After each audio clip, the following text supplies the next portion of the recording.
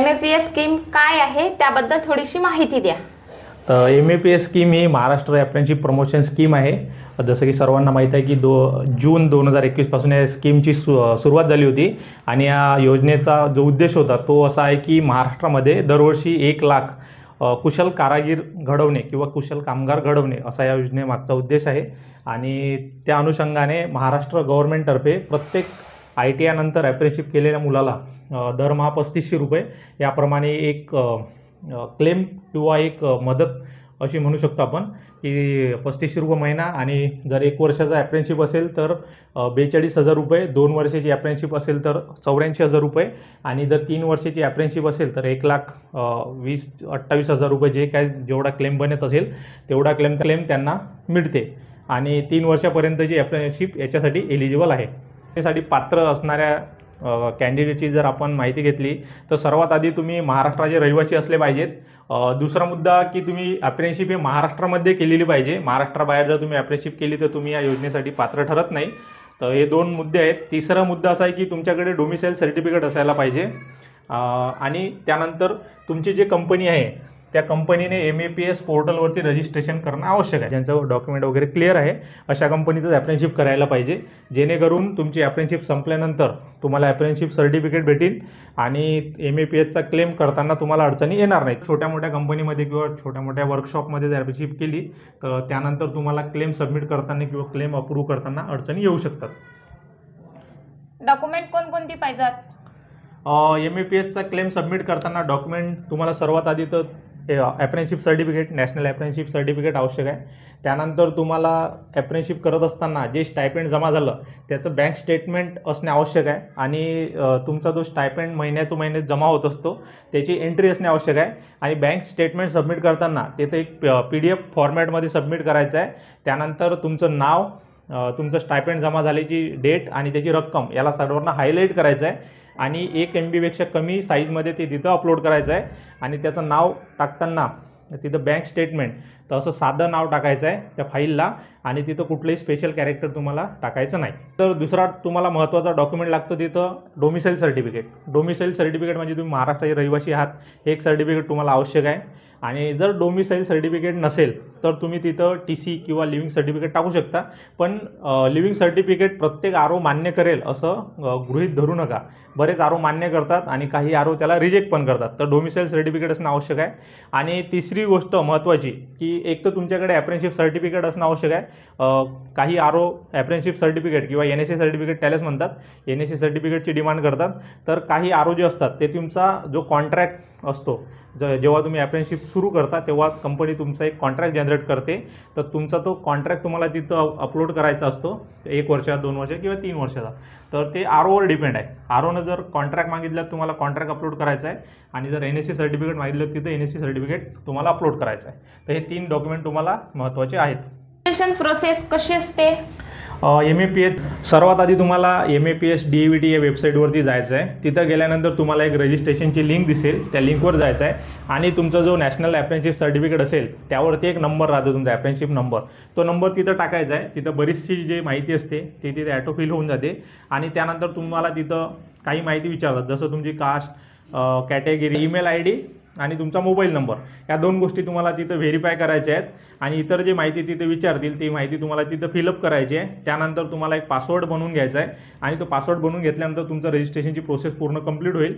आणि registration process कशी करायची याबद्दल आपण बरेचसे व्हिडिओ बनवलेले आहेत। जर तुम्हाला कुठलीही अडचण असेल तर आपल्या चॅनलवरती तुम्ही जाऊन ते व्हिडिओ बघू शकता।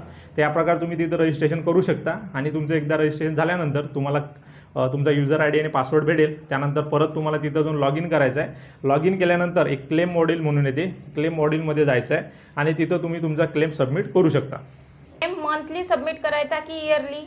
जर तुमचं स्टायपेंड प्रत्येक महिन्याला जर 6,670 पेक्षा जर जास्त असेल आणि 12 एंट्री जर तुमच्याकडे अशा असतील तर तुम्ही इयरली क्लेम सबमिट करू शकता। पण जर एकाही महिन्यात जर तुमचं 6,670 पेक्षा कमी स्टायपेंड जमा झालं असेल तर तुम्हाला मंथली क्लेम सबमिट करावा लागतो, कारण तिथं RO ऑफिसवाले त्याला अप्रूव्ह करत नाहीत, त्याला रिजेक्ट करतात किंवा त्याला रेक्टिफाय करतात। तर जर तुमचं स्टायपेंड 7,000 किंवा त्याच्यावर जर जमा झालं असेल तर तुम्ही इयरली टाईपमध्ये क्लेम सबमिट करू शकता, नाहीतर तुम्हाला मंथली टाईपमध्ये क्लेम सबमिट करावा लागतो। क्लेम रिजेक्ट झाला तर काय करायचं? करू नये. जर तुम्ही क्लेम सबमिट केला आणि सबमिट केल्यानंतर तो क्लेम रिजेक्ट झाला तर सर्वात आधी तुम्हाला बघायचं आहे की क्लेम रिजेक्ट व्हायचं कारण काय किंवा क्लेम रेक्टिफाय व्हायचं कारण काय. तर सर्वात जास्त कॉमन जे असते ते असते बँक स्टेटमेंट. सर्वात आधी बघतात तुमचं बँक स्टेटमेंट. अप्रेंटिसशिप करत असताना तुमचं स्टायपेंड वेळेवर जमा झालं का नाही आणि बँक स्टेटमेंटमध्ये त्याची एंट्री आहे का नाही, आणि एंट्री असली तर ते हायलाईट केलेलं आहे किंवा नाही. आणि बरेच मुलं चुका काय करतात बँक स्टेटमेंट टाकताना, एकतर ते बँक स्टेटमेंट जसं ऑनलाईन त्यांना मेलवर येते तसंच ते टाकतात. तर मेलवर आलेल्या बँक स्टेटमेंटला पासवर्ड असते, तर सर्वात आधी तुम्हाला तो पासवर्ड रिमूव्ह करायचा आहे. त्यानंतरच तुमची कंपनी किंवा आर ओ ऑफिसकडे जाईल तर ते ओपन करू शकतात. आणि दुसरी गोष्ट, बरेच मुलं ते पासवर्ड रिमूव्ह करतात पण बँक स्टेटमेंट टाकताना स्वतःचं नाव किंवा अकाउंट नंबरची एंट्री नसते. तर ते तुम्हाला लक्षात ठेवायचं आहे. तुमचं नाव तिथे दिसलं पाहिजे, तुमचा अकाउंट नंबर दिसला पाहिजे आणि प्रत्येक महिन्याचं स्टेटमेंट जमा झाल्याची एंट्री त्यामध्ये दिसणे आवश्यक आहे आणि त्याला हायलायटर पेनने हायलाईट करणे आवश्यक आहे. तर या प्रकारे तुम्ही एक पहिलं कारण हे झालं. दुसरं कारण असं असते की बऱ्याच मुलांना डोमिसाईल सर्टिफिकेट नसते किंवा डोमिसाईल सर्टिफिकेट नसेल तर तुम्हाला आर ओची परमिशन घेऊन लिव्हिंग सर्टिफिकेट तुम्ही ते टाकू शकता आणि बरेच आर ओ लिव्हिंग सर्टिफिकेट पण ॲक्सेप्ट करतात. आणि तिसरं कारण असू शकते की तुम्ही जर अप्रेंटिसशिप सर्टिफिकेट टाकलं असेल तर बऱ्याच मुलांकडे काय की नॅशनल अप्रेंटिसशिप सर्टिफिकेट नाही आहे. ते ज्या कंपनीमध्ये अप्रेंटिसशिप करतात त्या कंपनीवाले स्वतःचं एक लोगो लावून त्यांना अप्रेंटिसशिप सर्टिफिकेट देतात. तर ते अप्रेंटिसशिप सर्टिफिकेट इथं चालत नाही. तुम्हाला जे सेंट्रल गव्हर्नमेंटकडून अप्रेंटिसशिप सर्टिफिकेट भेटते तर तेच तुम्हाला तिथं अपलोड करायचं आहे. किंवा बरेच आरो मग अप्रेंटिसशिप सर्टिफिकेटच्या जागी तुम्हाला कॉन्ट्रॅक्ट अपलोड करायला सांगतात, तर तिथं तुम्हाला कॉन्ट्रॅक्ट अपलोड करायचं आहे. तर अशा प्रकारे तुम्ही तुमचा जर क्लेम रेक्टिफाय किंवा रिजेक्ट झाला असेल तर त्याला परत रिसबमिट करू शकता. सर्वात आधी तुम्हाला इथे चूक बघायची आहे काय आहे आणि या चुकीला दुरुस्त करून या त्रुटी असतील त्या त्रुटींना दूर करून तुम्ही क्लेम तुमचा रिसबमिट करू शकता. क्लेम अप्रूव्ह झाल्यावर पेमेंट किती दिवसात येणार? जर तुमचा क्लेम अप्रूव्ह झाला की त्यानंतर पेमेंट हे लवकरच येते. सुरुवातीला थोडासा उशीर व्हायचा, त्यानंतर MAPSमध्ये बरेचसे बदल झाले. त्यानंतर 20 ते 25 दिवसामध्ये पेमेंट जमा व्हायला सुरुवात झाली होती. पण मार्च महिन्यामध्ये मार्च एंडिंग झाल्यानंतर परत एकदा 1-2 महिन्याचा कालावधी निघून गेला आणि बऱ्याच मुलांचे पेमेंट सध्या पेंडिंग आहेत. तर तोच एक मुद्दा आहे. पण आता जून महिन्याच्या शेवटी किंवा जुलै महिन्यात पेमेंट व्हायला परत एकदा सुरुवात होईल आणि एकदा पेमेंट यायला सुरुवात झाल्यानंतर कंटिन्यू पेमेंट येतील. क्लेम अप्रूव्ह झाल्यानंतर 20 ते 25 दिवसा या दरम्यान पैसे येतात. पेमेंट फेल झालं तर काय करायचं?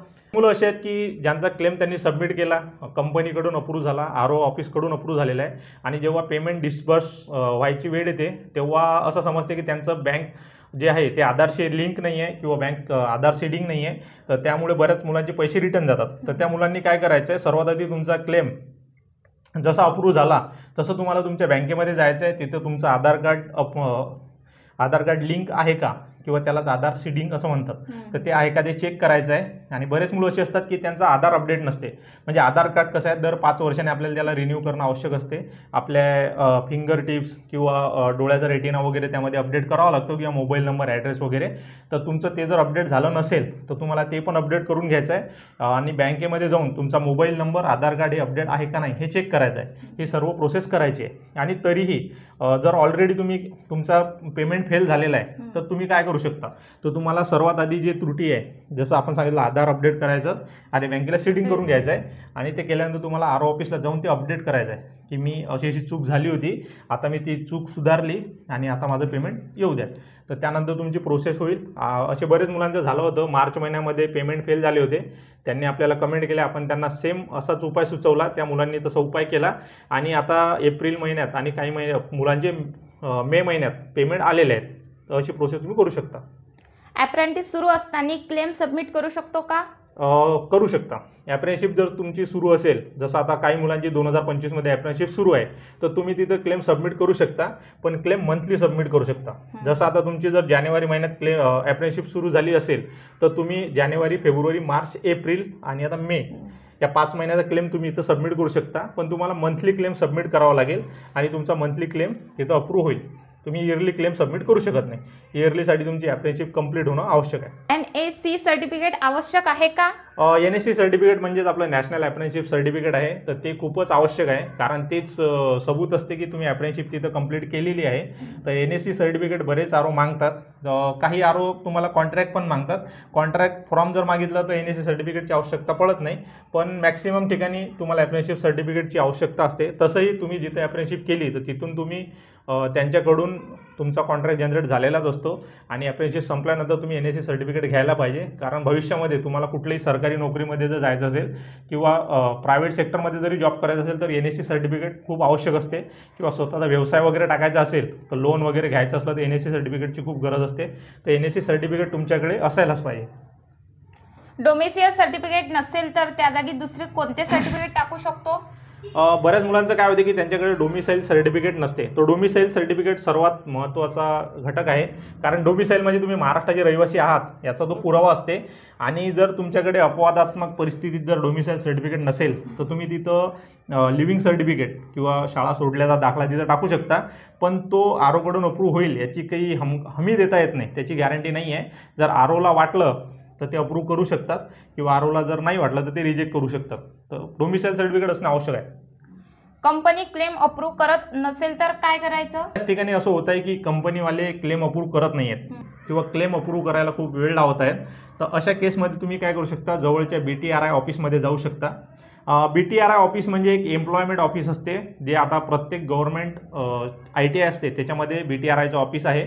आणि जिथं जिथं जसं आता पुणे झालं, मुंबई, नाशिक अशा जे महत्त्वाची शहरं असतात तिथं गव्हर्नमेंट ITIमध्ये BTRIचं ऑफिस असते. आणि त्यांची ड्युटीज असते की ज्या मुलांचा ITI झालेला आहे किंवा ITI सुरू आहे आणि त्यांना ITI झाल्यानंतर जॉब पुढं बघायचा आहे किंवा अप्रेंटिसशिपची संधी बघायची आहेत, तर त्या मुलांना मार्गदर्शन करणे, त्यांच्या येणाऱ्या अडचणी सोडवणे हेच BTRIकडे काम असते. तर तुम्ही BTRIमध्ये संपर्क साधू शकता आणि तिथं तुमचा जो काही अडचण असेल, जी काही अडचण तुम्हाला येत असेल ते त्यांना सांगून, आणि तुमचा क्लेम जर कंपनी अप्रूव्ह करत नसेल तर बऱ्याच ठिकाणी BTRI डायरेक्ट क्लेम अप्रूव्ह करतात आणि तिथून तुम्ही तुमचा क्लेम अप्रूव्ह करू शकता. BTRI ऑफिस कुठे असते? BTRI ऑफिस गव्हर्नमेंट ITIमध्ये असते. जवळपासचे तुम्ही जिथे अप्रेंटिसशिप करता त्याच्यात जवळपासचं गव्हर्नमेंट ITI बघायचं आणि तिथंच तुम्हाला BTRIचं ऑफिस सापडून जाईल. RO ऑफिस कुठे असते? RO ऑफिस म्हणजे रिजनल ऑफिस. रिजनल ऑफिस हे जिल्ह्याच्या ठिकाणी असते आणि महाराष्ट्रामध्ये 7 ते 8 ठिकाणी RO ऑफिस आहे. जसं आता एक पुणेमध्ये आहे, तसंच मुंबईमध्ये आहे, त्यानंतर नाशिक, जळगाव, संभाजीनगर, नागपूर, अमरावती अशा ठिकाणी तुम्हाला RO ऑफिस सापडेल.